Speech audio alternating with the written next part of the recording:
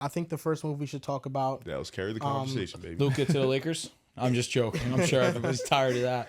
This is a 14 trade between the Heat, Wizards, Warriors, and Jazz. Jimmy Butler went to the Warriors. 2 years, $121 million extension he got. The Heat get Wiggins, Anderson, a 2025 top 10 protected first round pick. Yeah, he is going to stay. The Jazz get KJ Martin and a second round pick. And the Pistons, because of a buyout with the Jazz, get Dennis Schroeder, Lindy Waters III. And the Jazz, they will waive Josh Richardson and Jalen Hood-Schifino. Interesting turn of events. Jalen Hood-Schifino has been, multiple teams have given up on him. Yeah, the reality is Jalen Hood-Schifino's not good. And when I said that a win for the Lakers was getting Jalen Hood-Schifino off their team and actually having him lead to something positive, I was being dead serious.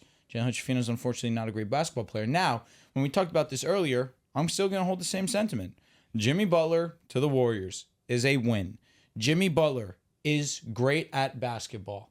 I don't care that we're trying to talk about narrative more so than we're talking about his on-court ability, because a lot of the narratives recently haven't been great. And that's fair because the whole situation with him, Pat Riley, in Miami has been terrible. I look at Miami and think, hey, you could have gotten nothing. You got Andrew Wiggins, a first-round pick protected, and Anderson. That's pretty good considering what I thought you were going to get, which was essentially nothing. So kudos to the Miami Heat. But end of the day, Jimmy Butler is still, when he's still right, top 15, top 20 NBA player in the league right now. He's still amazing at basketball. He can handle the basketball. That's something that they needed. They needed another creator. That's not Draymond Green, because Draymond Green cannot create his shot or get a bucket anywhere near the level that Jimmy Butler can. They need somebody else that can have the basketball other than Steph Curry. So this was a huge boost for them. Losing Wiggins, obviously, I know Riv is heartbroken. That's his guy. That was one of his favorite players to watch. I'm being sincere when I say this. That was pretty tough for him. Don't forget what he did to you. But Jimmy Butler's still amazing. He's still incredible. He's arguably a top 3 Heat of all time. I really do feel like that's true. John Probably put that is. on Twitter. He really is. He's had some of their best playoff performances in their franchise's history. I understand that the Warriors right now aren't the best team. Far from. They're actually not good. But Jimmy Butler makes them incredibly better. I don't care what the narrative on Jimmy Butler is. He's still amazing at basketball, regardless of how you want to shake it. So I think the Heat, they won in their own right. But the Warriors were looking for a number 2 next to Steph Curry, and they got a great one in Jimmy Butler. The only question is 120 M's. A lot of money. That is where I can understand where some arguments can be made, but it's Jimmy Butler. He was going to get paid wherever he went.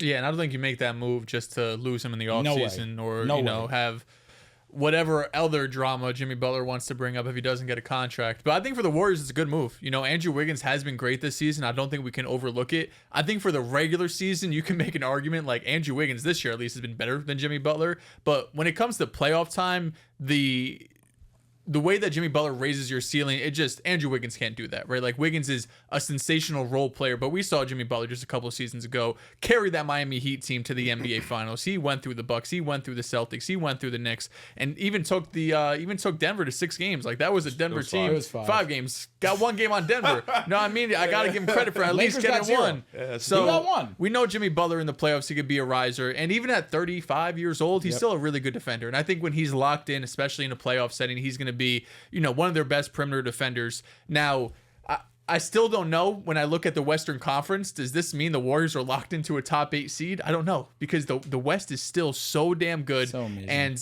even though you get better with Jimmy Butler, of course, you still have a lot of holes on that team, right? Like that takes down your 3-point shooting a ton. Andrew Wiggins was one of the better 3-point shooters for the Warriors. He was hitting about 38% on like 6 attempts. Jimmy Butler's under 2 attempts. Not a crazy high percentage. So I think that's probably the biggest knock. But as Drew mentioned, getting a secondary creator next to Steph Curry was always priority number 1. We've talked about basically every player under the sun when it comes to the Warriors, to LaVine, to fucking LaMelo, to Laurie. I mean, we've talked about basically everybody when it comes to the Golden State Warriors. And I think giving Jimmy Butler is a big W. We'll see if they're able to finish off this regular season strong and make a play-in push. For Miami, for where Jimmy Butler put you, this is a huge W. Getting Andrew Wiggins, getting some of the other role players we mentioned, like Kyle Anderson. I think I think it's a really good haul with the first round pick that in a couple of years could convey into an unprotected pick. It's top 10 this year, top 10 next year. Then it's an unprotected first round pick. I don't know if the Warriors are going to have, top 10 selections, but there's a decent chance that in a couple of years that pick can be valuable. So where we stand right now, where the Miami Heat stood just a couple of days ago, it felt like they were lost. It felt like, there was reported out there that Jimmy Butler was cool coming back to Miami. He was ready to put everything to the side. But I think it was best for both parties that they moved on from each other. He put in a lot of years in Miami, multiple finals run, multiple ECF runs. He was phenomenal for them. And it sounds kind of crazy to say to be a top 3 player in the Heat franchise when you think of all the stars that they've had. But when you look at his resume, it's really hard to deny it. So I think Jimmy Butler, even though the ending was sour, what he was able to do for Miami is fantastic. But yeah, the big story is Golden State, Steph Curry, Jimmy Butler. What does that look like going forward? And Riv made a good point in our group chat. All of the money is basically off the books for Golden State in 27-28. So you're going to have like a 2 to 3 year run here with Steph Curry and Jimmy Butler with the extension to see if you could put something together around these guys, because I still think there's parts that can be moved around them outside of like Draymond Green, whether that's Kuminga, Moody, Pods, if he has any value. Pods been on a little bit of a hot streak, Riv. I don't know if it's been a little bit of a hot streak. Maybe his values, went from 1.5 stars to 2 stars. We'll see. But I think I think getting Jimmy Butler's a big W for the Warriors, who desperately needed some star power and some talent overall on the team. Well, first of all, for Detroit, start there. Getting Dennis Schroeder is good for them, man. I think losing Jaden Ivey early in the year kind of hurt them a little bit in the sense of he was playing really well. He was somebody who was starting to find his stride, and we felt like last year Monty Williams kind of hindered him, kind of put him in a tough position. But with JB Bickerstaff, he kind of found his way, and to him get hurt really was tough. And it kind of put a lot more pressure on Cade on ball. Now you get someone like Dennis Schroeder, who I don't think he was playing his role in Golden State. He loves to get downhill. He loves to get to the cup, loves to play in the pick and roll, be aggressive. He can kind of do that with the second unit with Detroit, kind of be that guy that Jaden Ivey was. So good move for them to get somebody to kind of help them stay in the hunt in the playoffs in the East. For Miami, I agree. I think they kind of got out this a good way. You got Andrew Wiggins, who can still give you complimentary minutes, and talk about just him being a fine role player to Tyler Herro, to Bam Adebayo. We talked about it earlier. Bam Adebayo's ascension, kind of playing with Khalil Ware, a center at the 5. He's been amazing. He's been efficient. He's still giving you that defense. Now you plug in Andrew Wiggins. That's a scary front court on the defensive side of the basketball. That Wiggins, Bam, Khalil Ware, and you got Hayward Highsmith off the bench. He's a really good defender. And then Tyler Herro kind of leading the ship. You don't have a championship team, but you still have a fun, competitive team in the East that can, maybe salvage something in the offseason to get somebody. But nonetheless, Miami came out as good, like you mentioned. Those top 10 protected picks, if they get them, we trust Miami's development system where they'll get a guy late, they can develop him. If they don't, they'll still be fine. As for Golden State, my whole sentiment has always been just, be competitive. Just give them a chance. And I think getting Jimmy Butler is a good win because it gives you a chance. The West is stacked. Nobody's denying that. I don't even think they'll win a championship. I never once stated that. But just to give yourselves a chance to kind of be in that horse of where you can potentially get a 7th seed, an 8th seed, a 9th seed, a 10th seed, that's something you do. And then figure it out in the offseason. Because now you have Steph, you have Dre, you have Jimmy Butler locked in until 2027, 2028. So it kind of just gives yourself to be in that hunt with the Suns, be in that hunt with Sacramento, Minnesota, and just that 7 to 9 range where you were kind of at the 11 seed sitting out. That's all you wanted, and that's all you can get, especially with the way you were calling teams and how, you thought you were going to get Kevin Durant, and he didn't want to go there. You could have got Zach LaVine. You didn't get Zach. You called about Paul George after already losing him in the offseason. So you finally got Jimmy Butler, and then he extended after allegedly having a report saying he wouldn't extend with Golden State. He ends up extending. So now you just have to hope he comes in with a chip on his shoulder. He plays really hard, and he gives you the Jimmy Butler you want him to give you. I agree with you, though, Des. I do think there's still a couple holes on the roster that maybe they can go into the buyout market and try to figure out. But for right now, you have Steph, you have Jimmy Butler, you have Draymond. You kind of locked in your 2-3 years of what you're going to be. You be competitive, you ride out into the sunset, and you figure it out for life after Steph. I think Jimmy Butler was awesome for the Heat, and I think his tenure was successful. The writing was on the wall that the marriage was probably going to end this year just based off the contract situation. I don't think either side handled it all that well. But the Miami Heat, I have a lot of respect for a team that is able to remain competitive without trying to tear down everything and completely rebuild. Because it's easy to do that. It's easy to just trade every valuable asset you have on your team and just try to sell to your fans that you're just going to be pathetic for the next couple of years in hopes of hitting on your draft picks.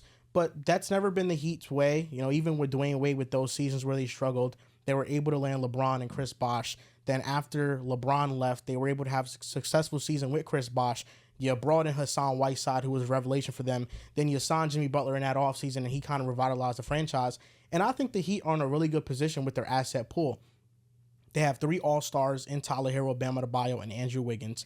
Khalil Ware. 3 All-Stars. It's true. It's true. I didn't think you were going that route. Factually true. It is. I think Khalil Ware has All-Star potential. Super team. Jovic, Jaime Jaquez. You mentioned Haywood Highsmith, who's been great for the Miami Heat, especially as a defender. You have Kyle Anderson there. They just have a lot of depth. You still have Terry Rozier, and I'm probably missing a couple players. Davion Mitchell got traded to them too. Exact. You know, they have an identity, a defensive first identity, and I think it's going to fit them. And Davion Mitchell, who's bounced around some teams recently, I think he can find a home with He's the the Heat. new Gabe Vincent. I think he fits exactly what Eric Spoelstra is trying to preach. I think Heat culture, Davion Mitchell is a representation of that. And this team is yeah, you're right. They're not going to be able to compete for a championship.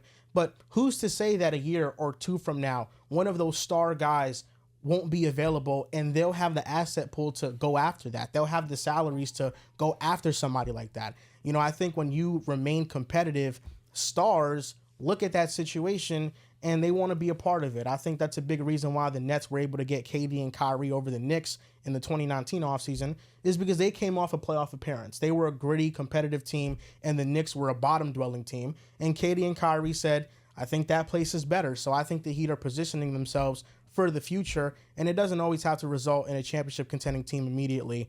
As for the Warriors, they settled. They wanted Kevin Durant. They got Jimmy Butler. Kevin Durant told them no. I That's know. a good consolation prize. Hey, it's an all right consolation prize, and I think Jimmy Butler, his play this year is not a representation of who he is. He wasn't trying this year, and now he's probably going to try with the Warriors, and we'll see the real version of Jimmy Butler and how he's going to play this season. But they wanted Kevin Durant, and I think there was some bitterness with how the tenure ended, which is why KD didn't want to go back there. He would rather just stay in Phoenix, and I do agree. You know, the Warriors got better. How much better did they get? The Jimmy Butler magical playoff run happened 2 seasons ago. That's a long time ago, and he's aged 2 years from then. He's 35 now. I think this is just a very old team, and I don't see any way this team is legitimately going to compete, but I guess they have given the fans some optimism that there's maybe a possibility if Steph gets back to who he is, and if Jimmy Butler can be magical in the playoffs again, and if Draymond can be defensive player of the year caliber. I just don't think that any of those things are what they are now. I think Draymond is still a elite defender for sure, but I think Steph Curry has dropped off, and I think Jimmy Butler has also dropped off from 2 years ago, and I just don't see this team making any meaningful deep playoff run. I don't think you could say that about the Heat, though. Well, I don't think we're expecting the Heat to make any They're sort not of in a run. position to do that. But here's the thing: I don't think any of us are expecting the Warriors to make a run. Truthfully, I just My expectations make the playoffs. If you do that, yeah, my expectation. I just the way I don't know how the conversation shifts from Miami and how they're 3 All-Stars deep. Yeah, 3 All-Stars He deep. was trolling. How they're He's joking. they're good. They can remain competitive, and then with the Warriors, it's he's saying for the future though. I don't. Because here's their future asset pools outside of Khalil Ware? well, Bam, Tyler Hero. One of them would have to go. You got Hyman, you got Jovic. Tommy's okay.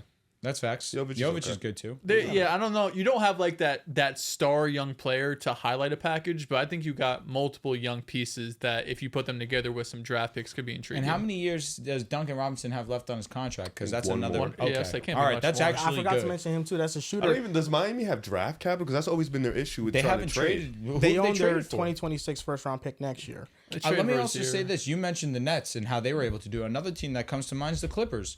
Them being one of the better 8 seeds, giving a decent series to the Golden State Warriors. And then a couple seasons later, you have Kawhi and Paul George on your team now because of that. How great that supporting cast and those role players were. So I understand your logic there. Listen, this isn't a team for this year. yeah, The issue, though, with the Warriors is, to be fair to Joel, is Steph Curry. they're is old. on a team. And it's Steph Curry. I think they're more in the West. I think that's the issue. It's both. You're in the West, yeah. and You're off the books on your 3 old players in 27, 28. Even if you're in the East, I don't think you get past the second round. I don't think Miami does either. Nah. I don't know if they're first or they get into second. I'm not saying this is a move that the Warriors shouldn't have made. I think they should have made this move. Yeah. Because it gives them Get better. a much better chance to compete for something. But yes, the expectation for the Heat and for the Warriors are much different. We know Honestly, that I don't know. We I don't know think so. we know that the Warriors Your are expectations not different that because good. of Curry. I don't even think so. I don't have any. I mean yes, you don't have any expectations for the Warriors to do anything meaningful in the playoffs because we know how great the teams in the West are. But when you have Steph Curry and you have Jimmy Butler and you have Draymond Green, Correct. yes, the goal for those specific players, the goal for Steph, the goal for Jimmy Butler, is to make a deep playoff run. They want to play for something meaningful. I agree, but I think you can look at an individual person and say, yeah, that would be his goal because of his status of who he is. And then you can look at the roster outlook and be like, that's not their goal. And I think coming into this year, that was never their goal. Last year's Lakers team, would you say their goal was to be just a playoff team? Oh, your goal to win a championship. You just What went was to that? the WCF. Yeah, I just went to Just the last year. We WCF. just went to the WCF. Your goal was to win a championship. Now, But you our guys are- goals 2 years ago, You was guys are our mu- goal but- just to make the playoffs, or was our goal to make a deep playoff push? But y'all was much better than us. Y'all have 2 stars. I'm not disagreeing with that point, but the whole thing is a lot of people's perception on the Lakers was they're just not that good. But they still were able to make a deep playoff run. That my question being is, do you look at the Lakers and just think, no, their goal was, hey, let's just get there. Let's just be a playoff team. No, once you're there, you're trying to actually make it I happen. think it's different though. You guys didn't need to make. I think you guys had to make little small moves. You guys had your 2 stars already that were already in sync in connection. With the Warriors, they're kind of making a move at the deadline because they're ass. It's different. You guys were making moves to complement your 2 guys. This team already doesn't have the complementary piece, and they didn't have the star. So now you got a star, but it's not the same star like you mentioned from 2 years ago. We don't know what he is, and then you still have guys that don't necessarily complement those guys. So I get your concept, but it's still 2 different situations. But that's where we're at now. But the Warriors are the first team in NBA history to start off the season 11-3, and you at see this the point in teams we played, seasons to not be 500. But those players that played well in the beginning simply aren't playing that It's not well. even that. But You look also at the first the- 14 games. Look at the teams they played. okay, that's a fair Fair. point. Beat But Boston. if I'm not Beat mistaken, Boston. We always beat Boston. there's a Always stat crazy. that the Warriors have lost the most games in the NBA this year after leading in the third quarter. Yes. Which is crazy. Usually fourth quarter, that's Curry's time, and it really hasn't been that. And I this No, think season. Curry's it's- been clutch this year, statistically. I think it's probably just the minute allocation that Curry usually doesn't start off fourth quarters, and Kerr leaves Curry on the bench for a lot Go of ahead, them. say it, say it, say it, say it, say it. But that to me is speaking to a team that is able to win games, but they're being held back by Coaching. by coaching. But it's coaching, but it's the roster too. Like I don't know, unless you think differently, Riv. Is Curry going to go out there every fourth quarter and play 12 minutes? So I think sometimes, like Joel mentioned, you have a if you feel like the game can get out of hand, if your star player starts the fourth quarter, it's all situational. Like there'd be moments where Steph comes in at the 5-6 minute mark and he done left the game in the third quarter. They're up 12. He comes back in, now they're down 8. So now you Yes. need him to go. Like a perfect Herculean. example of it is like the other night when they beat OKC, Curry was iced out in the fourth quarter. Steve Kerr kept him on the bench for too long. I think they just got lucky with the shots that Pod hit, and then the about fadeaway. OKC game? Yeah, and the Yeah. fadeaway that Kyle Anderson hit. Like Some you know, bullshit, yeah. they got very fortunate that they were able to hit these miraculous shots with the time and the situation in the game, and that didn't come back to haunt Steve Kerr. But that is a moment that if they lose the lead that they have built and they lose the game, we're like, why wasn't Steph out there? And I think that's happened far too But I often. think that's what Jimmy Butler helps with, because with Curry off the court, it's one of the worst teams in basketball. I mean, offensively, it might be the worst team in basketball, and we got some bad teams out there. Steve Kerr he just doesn't adjust. I don't know. He doesn't. Listen, my like, switch it. expectation for the Warriors is not a finals run, it's not a conference finals run. I will say You need to make if the playoffs. if with all they due yes, respect. if they miss the playoffs, it's a disappointment. I agree. If they lose in the first round, depending on how they lose, it's a disappointment. I agree. I think a successful season for the Warriors is making at least the second round. I agree. I don't hate that. I think depending on where they stick, if they AFC'd against OKC, I don't think we expect them to beat OKC. No. Just make it competitive. Don't go out no 4 or 5 games. Don't go out no bitch. You know what I'm saying? That's all I'm asking for. But I agree with you guys. I think playoffs, you have to make it. I think that's. I want to also add the caveat that it's unreasonable to expect all-time greats to continue to be all-time great this late into their career.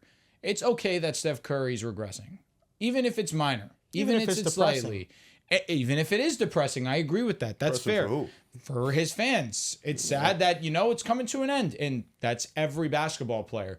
But I want it to just be said. Everybody should know this. Not everybody ages like LeBron, like Steph, like KD. Doesn't happen.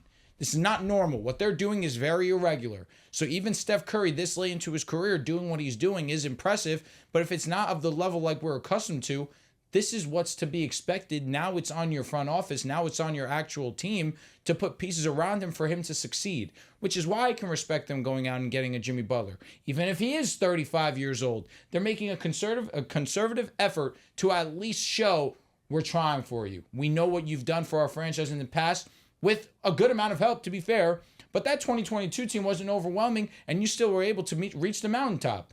At least show me that we can. At least show me, if I'm Steph Curry, that you're willing to put in the effort for me to ride into the sunset in a respectable manner. That's all I ask, and I think this move did that. I think he's gonna play a lot better with Jimmy Butler. I'm willing to bank Definitely. on that. Now, he's all that. Oh, he's seeing I think two Jimmy at the Butler's ball. going to play well too. Yeah, he's gonna play so much better. And when he does I'm play actually so much excited better, to I'm watch excited. the Warriors again. It's been a while since I've wanted to watch a Warriors game. Yeah, he's gonna get so back, Just and I can't these wait. eras when players age like this and they start forming these retirement home big threes, it reminds you of just what has happened in older decades in the NBA, like with the Nets, with Kevin Garnett, Paul Pierce, and Gary. I don't think they're not on that level. No, they're not on that level. But then you look at the Rockets. You just called Jimmy Butler like top 15, 20 player. I don't know if he's that no more. Did you not? Did you say that? I didn't say that. I think Jimmy Butler could still be And a then top in the 20 player. '90s, He's when not top 20. That's why I threw in the 15 to 20. Like, he's I probably think he'd top, be top 20. and then you look at the '90s, or you look at the Rockets when they had Barkley, Olajuwon, and Scottie Pippen. You're just like, eh. That's Jimmy just how the Butler a Warriors top 20 feel. player? I have to see him play again.